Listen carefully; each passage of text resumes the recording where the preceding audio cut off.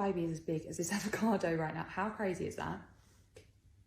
That's actually quite big. I'm gonna share with you how we got this baby into my belly through IVF. We did a medicated IVF cycle transfer. Before you have a transfer, we had our embryos frozen. So we got loads of eggs and then 15 turned into embryos. We literally have like a football team of embryos to freeze. And then it was like a couple of days later, it's called the thawing process, like day 2, day 3, day 4. Our embryos didn't survive, we only had 2, which is one of them had put in me. I'd been injecting myself before to get my womb lining thick, injecting myself with Lubian, which is progesterone. I had to do it at the same time every single day. And then 3 times a day, I was taking a less solo, which is basically the same medication that they give you when you're going through the change. So many hormones, as you can imagine. And oh my God, it was really intense. I felt like I constantly had a weight on my shoulders the whole time. And I was also taking baby aspirin in the evening, with all my vitamins, with the folic acid and everything. I actually take that Pregnacare Plus because it has the omega-3 one in it. So for you guys that want a bit of help with that, I was taking pessaries, putting it up my bum. Also, with me having the OHSS as well, it wasn't actually safe for me to naturally have it put in straight away. So we had to do the frozen cycle basically anyway. Also doing acupuncture.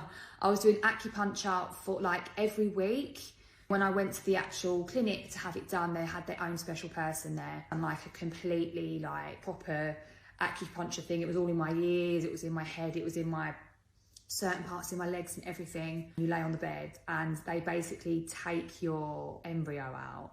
It's like on this little tube and they're like bringing it out, being so careful, and you lay down, you don't have any anaesthetic. Like when I went in for the egg retrieval, you're basically like sedated. I put it through a catheter. Don't worry, the catheter does not hurt one bit. I was like, oh my God, a catheter going in me, it's gonna kill me. It really doesn't.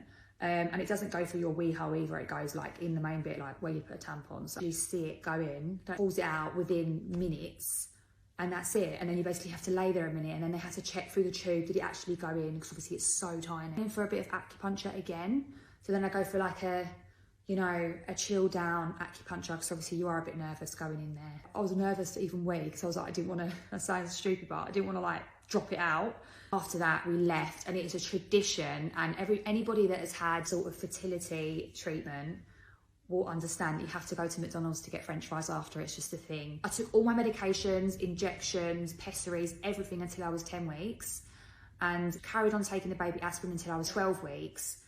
Just until like the packet ran out basically. Tip, do not wear any perfume or wash with anything smelly before you have your transfer, because apparently the embryo doesn't like it. So this thing basically called the 2-week wait, and trust me, it is the worst 2-week wait you would ever have.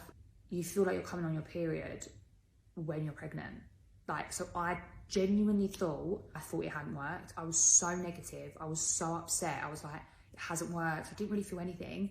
I just had these really strong period-like pains below, but all across the bottom and in my back. I mean, back was killing me, and I was just like, oh my God, my back is killing me. Like, we was too scared to even look.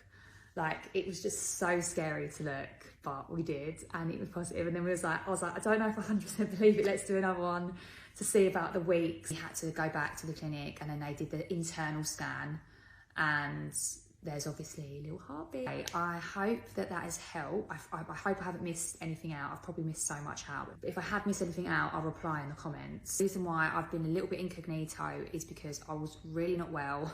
I had an allergic reaction to the medication I was on for my urine infection. So I ended up going to A&E with Ollie, and it was just all a big stress, and I was really not well. My belly was, from up here to here, it was double the size, bearing in mind my belly's already big.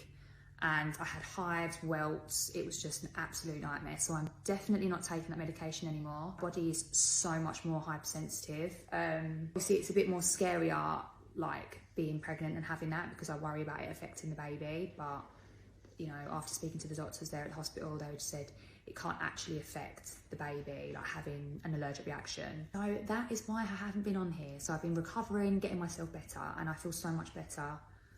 And I'll be back to cooking my dinners for everybody. I'm glad we've catched up. There's so much that I've just shoved into this video. I love you all, and I will see you on here soon.